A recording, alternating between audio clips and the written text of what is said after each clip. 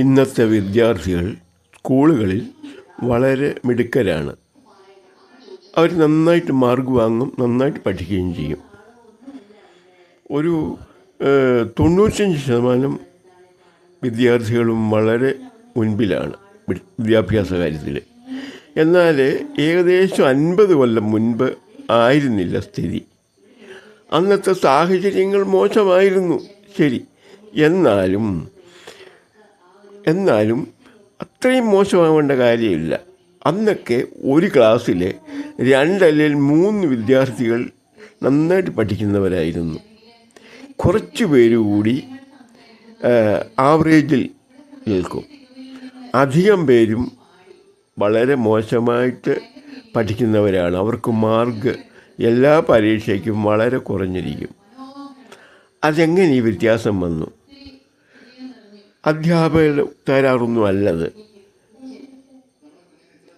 പിന്നെ കാലത്തിൻ്റെ പ്രത്യേകത കാണാം, എല്ലാം കുറച്ച് കണ്ടേക്കാം. എന്നാൽ ഇപ്പോൾ ഈ വലിയ വ്യത്യാസം വന്നതിന് കാരണം എനിക്ക് തോന്നുന്നത് എന്ത് തന്നെയല്ല, അതിനെക്കുറിച്ച് സംശയിക്കാൻ പലരും സംശയിച്ച് കണ്ടിട്ടുണ്ട്. ഒരു പ്രസവം എടുക്കുന്നത് ഇന്ന് ഡോക്ടർമാരാണ്, നല്ല വിദ്യാഭ്യാസമുള്ള ഡോക്ടർമാർ. അതായത് ഒരു 3 കവറിങ്ങിന് ശേഷം ആണ് കുഞ്ഞ് വയറ്റിനുള്ളിൽ കിടക്കുന്നത്. ഒന്ന് രക്തവും മാംസപേശികളും കൊണ്ട് കവർ ചെയ്ത ബോഡി, അതിന് ശേഷം ഗർഭപാത്രത്തിൻ്റെ മാംസപേശികളും രക്തവും ചേർന്ന ഭാഗം, അതിനുള്ളിൽ ഫ്ലൂയിഡ്.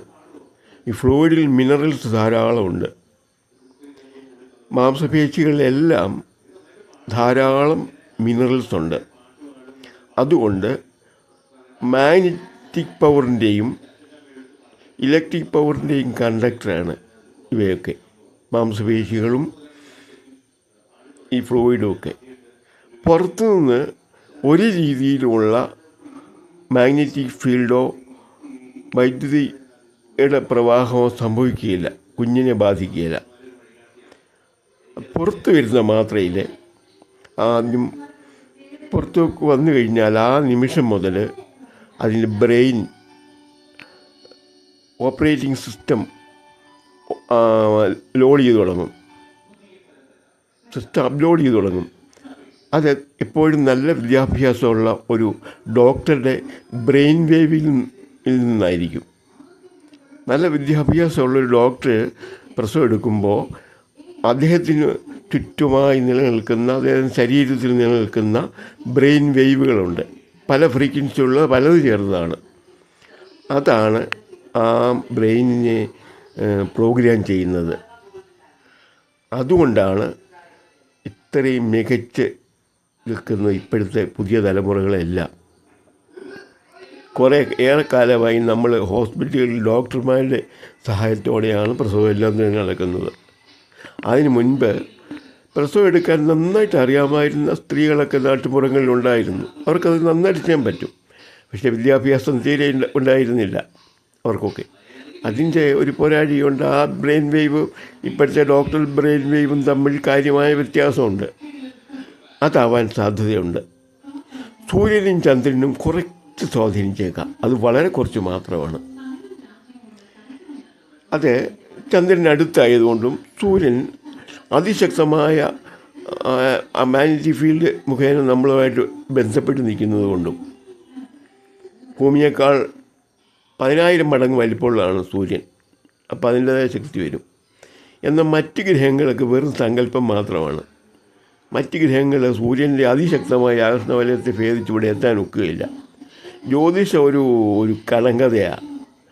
അതിൽ വിശ്വസിക്കുന്നതിനേക്കാളും നല്ല പ്രസവം എടുക്കുന്ന ഡോക്ടറുടെ കഴിവാണ് നമ്മൾ നോക്കേണ്ടത്. ആ ഡോക്ടറുടെ കഴിവ് അതുപോലെ വരുന്നതുകൊണ്ടാണ് നല്ല രീതിയിൽ പ്രോഗ്രാം ചെയ്യുന്നു കുട്ടിയുടെ ബ്രെയിൻ വേവ്.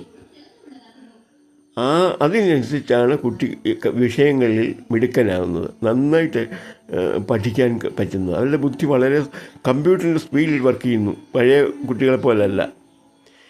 അവരെ അതിജീവിക്കാൻ ഒരു മുതിർന്നവരിന് തന്നെ അല്പം ബുദ്ധിമുട്ടാണ്. വരുത്താനേ പറ്റും സ്കൂളിലൊക്കെ ചോദ്യമൊക്കെ ചോദിച്ചാൽ. അങ്ങനെ ഫ്രീ ആയിട്ട് അനുവദിക്കാതിരിക്കുന്നത് അതുകൊണ്ടാണ്. എല്ലാ ചോദ്യത്തിനും കൃത്യമായി ഉത്തരം കൊടുക്കാൻ ഒക്കുകയില്ല അധ്യാപകൻ. അത്ര ഉയർന്ന തലത്തിലുള്ള ക്വസ്റ്റ്യൻസ് അവർക്ക് ചോദിക്കാൻ കഴിയും. മിടുക്കരാണ് എല്ലാ കുട്ടികളും, അങ്ങനെയാണ്.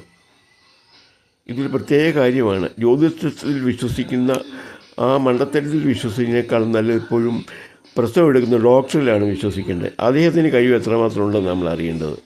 അദ്ദേഹത്തിൻ്റെ ആ അറിവുണ്ടല്ലോ, നല്ല വിദ്യാഭ്യാസം കൊണ്ടല്ലേ ഡോക്ടറാവുള്ളൂ. പിന്നെ മാനസിക നില, മനസ്സിൻ്റെ നന്മ, ഇതൊക്കെ ഒന്ന് നോക്കാൻ നമുക്ക് പറ്റുള്ളൂ. ഏകദേശം നോക്കിയെടുക്കാൻ പറ്റും. ഓക്കെ, ഈ വർഷം ഒന്ന് ചിന്തിക്കണം എന്ന് അപേക്ഷിക്കുന്നു എല്ലാവരോടും. ഓക്കെ.